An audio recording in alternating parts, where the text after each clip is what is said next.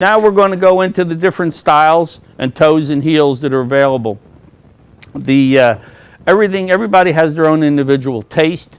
We have probably 10, 15 different toes, 10, 15 different heels. So just try to multiply the combinations between the 900 styles Lucchese makes, and then you multiply by the number of toes, the number of heels, and then the number of styles. It just goes off, forever. But what we're going to do here is key on the most important ones, especially for the East Coast, West Coast. This is where we want to do the more fashion-oriented or the dressier guy. Now, the number one toe that we do for men and ladies, and this is the number one boot right here, is the 5-toe. This is our tan Mad Dog Goat. It's been number one in the company for the last 5 years. It'll probably continue to stay so. This boot retails right around $320.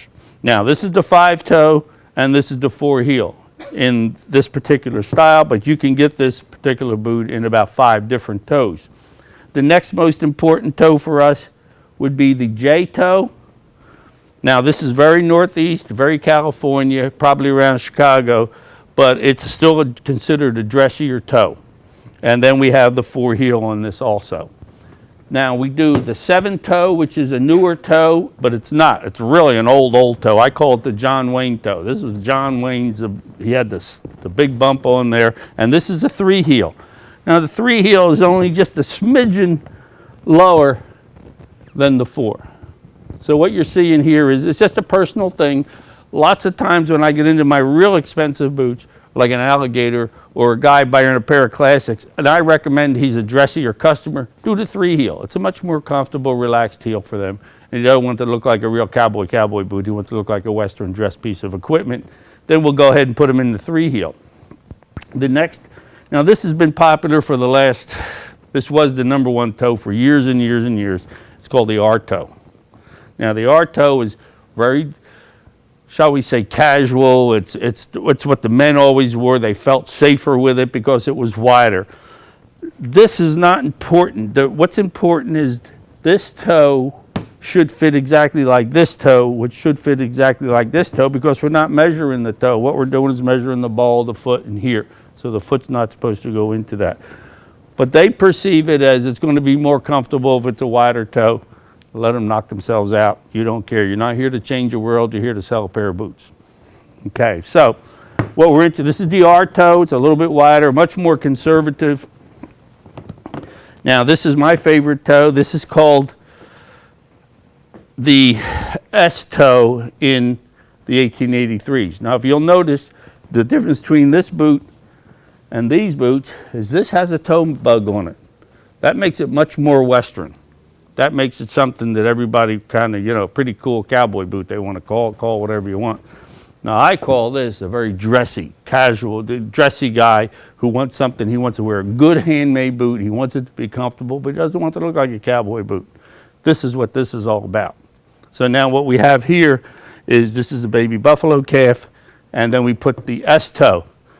Now not to confuse you, but not from nothing. This is in the Classic called the 1-toe. So now I'm going to introduce another toe to you. This is the S-toe in the 1883. It's the 1-toe in the Classic. Not that they could keep it state, but they had to do it that way. Now, so that's your S-toe and your 1-toe. And while we're addressing that, this is the J-toe. Very important in all your 1883, 2000s, and everything else. Classic, it's a 2-toe. So, not from nothing, there we go again, but this is the 2, and this is the 1, and this is the J, and this is the S. So we can go over that. We will have a toe chart for you, and there's also a video out from Lucchese on how the boots are made, which I recommend that you guys really sit down and look at. It takes the boot from a piece of leather all the way through the factory until it's in. So we do have a video on the production of it. Now, one more confusing factor. This is the R-toe, and in Classics it's the 6-toe. So that's the only thing that you got to really get screwed up on is this is the 6, and it's called the R. This is the J, it's called the 2.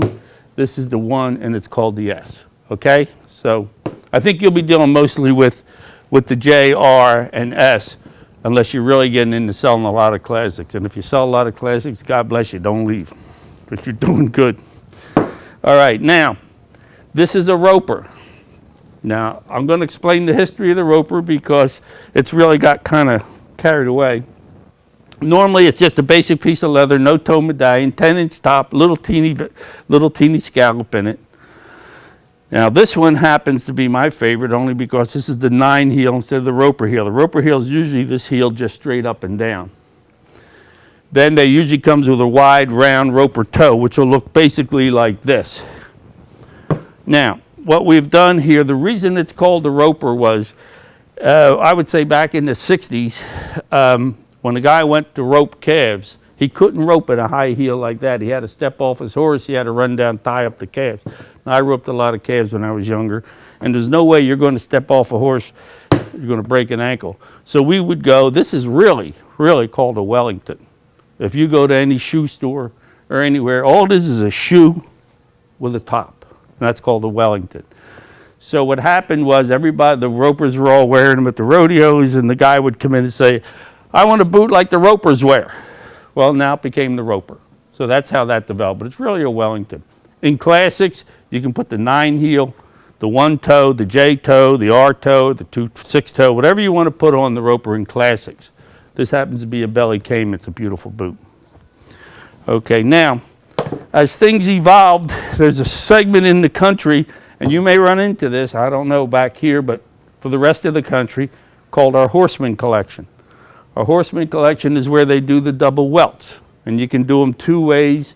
You can do them with the TW toe, which is square and big, or a big, wide H toe. Everything is evolving now to this TW toe. I don't understand why you need the double stitching, but they like that. Now, also, taking this one step further, we're going to go into the different soles that you can put on this. They have the butyl, the double leather, the regular leather, your extreme crepe, and then your crepe. This is all stuff that they put on these boots so that the people can walk around the horse shows and I guess have some kind of work-looking boot. I don't know, but this is about going away, and they're all sticking with what we call the butyl sole, which is what's on here now. The butyl sole, and you can also, we will be coming out with some boots once in a while with the butyl sole, so you know what it is. The butyl sole is a leather sole impregnated with silicone. And what happens is you can walk in water, it doesn't soak up. If you ever take a leather sole and it gets spongy and it starts to come apart. Now what we do here is we'll impregnate it with silicone, and it lasts about 5 times longer than a regular leather sole. Looks good, wears great, and you don't have especially with the horses, the cleaning the stalls, you don't have an acid problem at all. So the butyl sole is very, very important. Now, as things evolved, we also have the 4-toe as we're getting into the ladies' fashion. Now, this is considered the newest boot of the new. This is more of a ladies' fashion boot. We're going to have the 4-toe or the 5-toe, and it's going to have a spring. See how it springs up? That's called the 4S. So if you write this, this would be the 4S4. We have the 4 heel, the 4 is that, or the 5. Now the 5 has the little snip, and then we also have boots where goes up like that, and now you have the 5S. So you're going to get the spring toe to it. Certain styles are going to have that. You on the floor are going to start to run into that. That's because it's the latest thing out. You're lucky. The stores that are right on top, like this one, have all the latest out. So you're going to be right on top of what's going on. You're very fortunate to have a large inventory. Now, some of the skins that we do is, I guess to sum it up, to make it short and quick, if it walks, flaws, cries, or if it walks, crawls, flies, or swims, we make a pair of boots out of it. There's nothing safe. We go lizards, frog, alligator, snakes, ostrich, so there's no limit to what we do. Certain skins have certain characteristics. This is a belly cayman. We also do alligators, the American alligator. But you have to understand, the alligators we use are raised specifically for us in alligator farms. Every skin has a number. Every skin has to be accounted for. They raise an alligator till it weighs 90 pounds, put it in a big round pen so it don't fight with itself, and any nicked skins we don't accept. So we probably reject more skins than we accept. So our cost of skins is higher than anybody else because we're only buying the premiums. So they raise the alligators And then we use them at 90 pounds, and then they sell the meat also. That's alligators. Ostrich, I have ostrich farms. We buy nothing but Klein Karoo ostrich, which is the best ostrich in the world. And then we do lizards. Now, another thing you want to touch on, which you're going, which is the way we're going in the latest, so you guys are right on top of what's hot, is this beat up, destroyed, acid washed, whatever you want to call it, tumbled in a washing machine with a bunch of stone wash. So we're getting into that real beat up look. And you're going to see a lot more of that, and it's becoming more and more popular, especially in the city and the cities. And this is a grungy looking leather, but then they put a little fancy display on it. It's really doing good. So some of this stuff is really hot.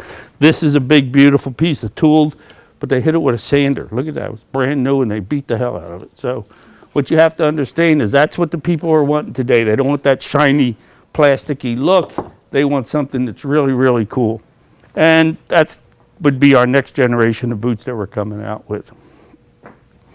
So to wrap this thing up, I think you need to just go over, get yourselves a partner, get a pair of boots off, practice going through the spiel of how you're going to go ahead and sell somebody a pair of boots, and have a seminar on it. And you sell a pair to her, and you don't even know her size, pretend like you don't know, go find out, have her try it on. You know, remember the key words here. The heel's going to slip. You're going to have pressure on the outside. Put your finger in your keepers, pull down, and listen for the pop. And that's pretty well how you just need to practice that. And that'll pretty well get you some real good boot sales. And that's all I have to say.